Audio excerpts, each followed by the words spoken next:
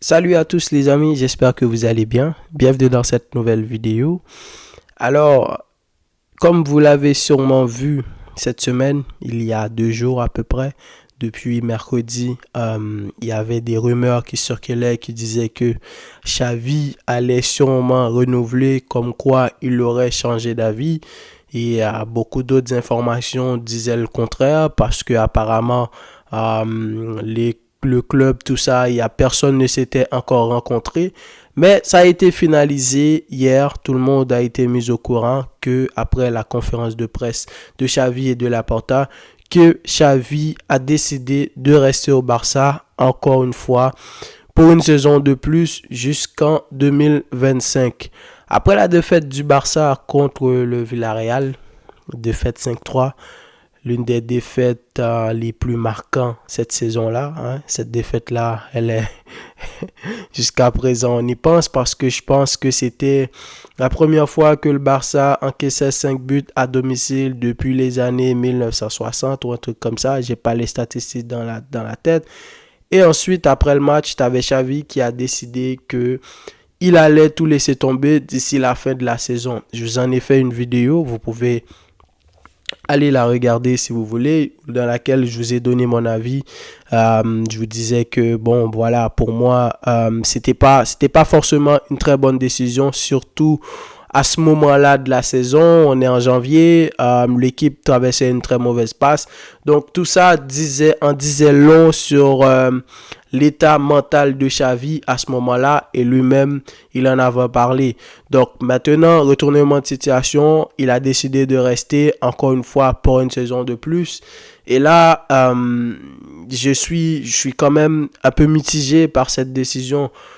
D'une part, je me dis que c'est pas forcément une mauvaise chose. Moi, je faisais pas partie de ces gens-là qui croyaient que Xavi devait partir, parce que pour moi, c'est tout un ensemble, c'est toute une globalité.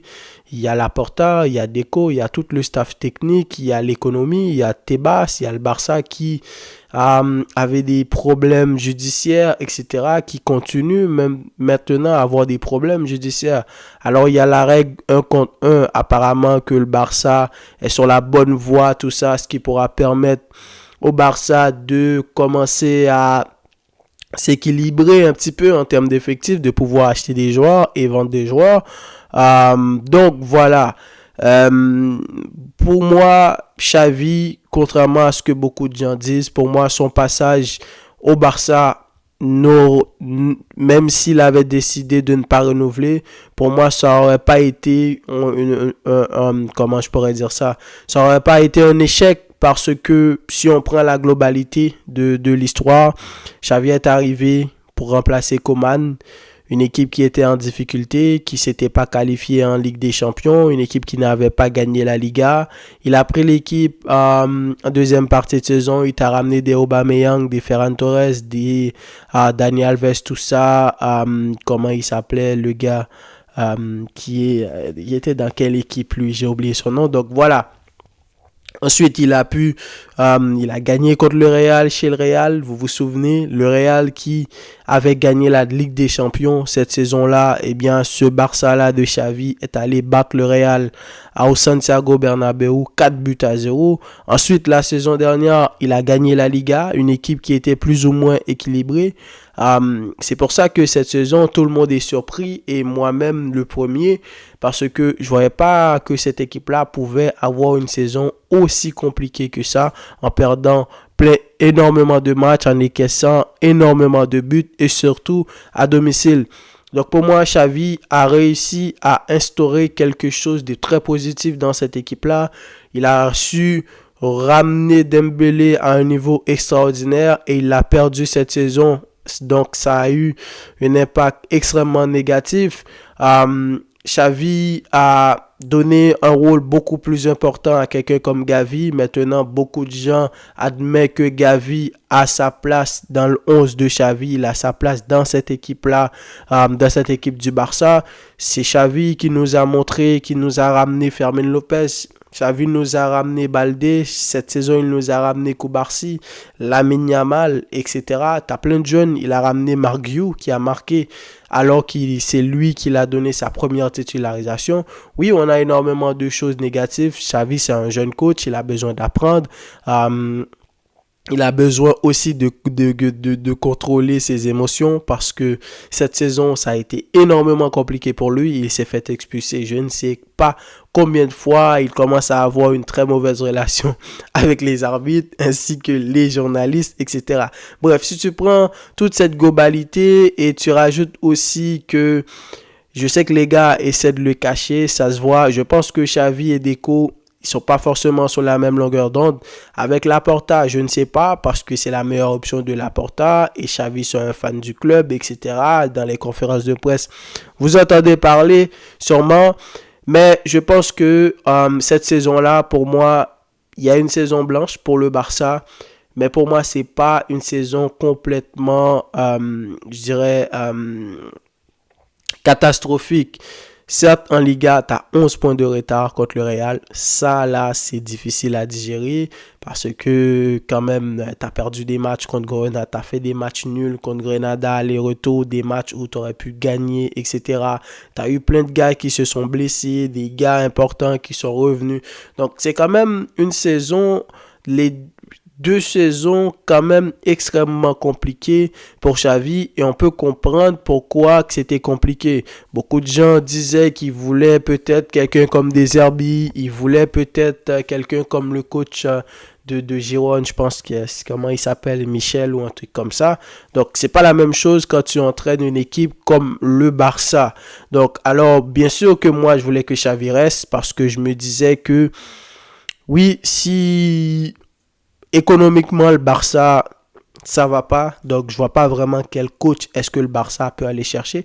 Parce que, faut le dire, si tu gardes pas Xavi, il faut que tu ailles obligatoirement chercher un coach digne d'un Jürgen Klopp. Ça parlait de Flick, peut-être, oui, pourquoi pas, mais est-ce que le Barça avait la possibilité d'aller convaincre ce genre de coach-là qui va te demander certaines choses que Xavi, il te demandera peut-être pas. Donc, je me disais, à moins que tu ailles chercher un coach vraiment dans ce calibre-là, fallait garder Xavi et surtout Xavi a réussi à instaurer quelque chose dans cette équipe-là, comme je vous l'ai dit. C'est Xavi qui a ramené Koundé qui a quand même a fait une saison assez mitigée aussi. En début de saison, c'était le meilleur défenseur central du Barça. Ensuite, il s'est blessé. Après, son retour a été compliqué. Et ensuite, en fin de saison, il a repris son niveau. Surtout, il a joué sur le côté droit. Donc, voilà. Donc, pour moi, la première chose, c'est que c'est pas une mauvaise décision. J'ai pas vraiment d'énormément. Certaines fois, dans des matchs, je me dis Xavi aurait pu réagir différemment. Mais il apprend et les joueurs sont contents de l'avoir parce que ça se dit aussi que l'une des causes pour laquelle il a décidé de rester, c'est parce que il a senti qu'il avait le soutien de ses joueurs depuis tout le temps. Il a commencé à avoir le soutien du staff technique, etc. Donc, c'est une bonne chose selon moi. Mais de l'autre côté, j'ai envie de me dire que je me questionne pourquoi il a changé d'avis. Parce que d'après les informations qui sont sorties, Xavi n'a pas forcément eu des garanties. Parce que c'était ça le problème aussi quand il a décidé de partir. On sent, si on vous regardez sur le banc du Barça, vous regardez Xavi et tu sens qu'il est dépassé, tu sens qu'il n'est pas à l'aise parce que il voulait avoir Zubimendi, on lui a pas donné. Il voulait Bernardo Silva, on lui a pas donné. Et quand je regarde la saison de Bernardo Silva à City, je regarde la saison du Barça et les rumeurs qui sortent, tu sens que oui, Xavi avait la garantie que Bernardo pouvait venir. Donc, il n'a pas pu l'avoir. Et d'après ce que j'entends, on ne lui a pas forcément donné encore plus de garanties. Alors, c'est quoi? Qu'est-ce qu'il y a qui lui a poussé à se dire, bon, voilà, même si on ne me donne pas de garantie, je ne vais pas rester. Et surtout, étant donné que s'il y a quelqu'un qui va être beaucoup plus perdant, c'est lui. Si cette saison, la saison prochaine, donc il arrive à faire une excellente saison, en espérant que des gars comme Baldé, tout ça, ils ne se blessent plus. T'as Gavi qui revient, t'as un Pedri qui revient en forme, etc. Un Ferran Torres, un Ansu Fati, t'as Joao Félix et Cancelo, on ne sait pas s'ils vont rester ou pas. Donc du coup, tu seras obligé encore une fois de créer un nouveau système de jeu. Si ça se passe bien, tant mieux, ça va être bon pour lui, il aura beaucoup plus de confiance.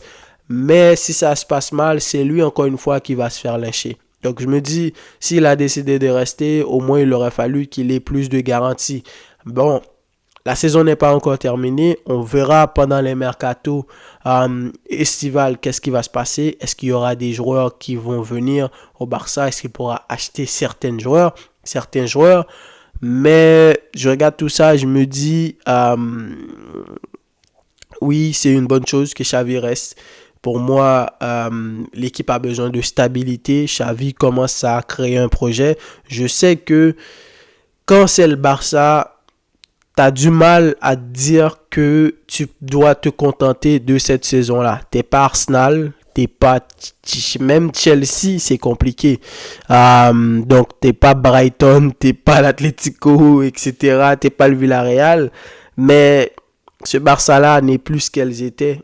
Ok, c'est pas le Barça qui est capable de se dire maintenant il y a un joueur qui est excellent, l'un des meilleurs joueurs d'Europe, je peux aller mettre le prix pour aller le chercher. C'est pas du tout ça. C'est un Barça qui fait avec ce qu'il a. C'est un Barça qui essaie de régler ses finances. C'est un Barça qui n'est pas qualifié pour le championnat de coupe du monde, la coupe du monde des clubs qui vont faire. Donc c'est un Barça qui est pas qualifié.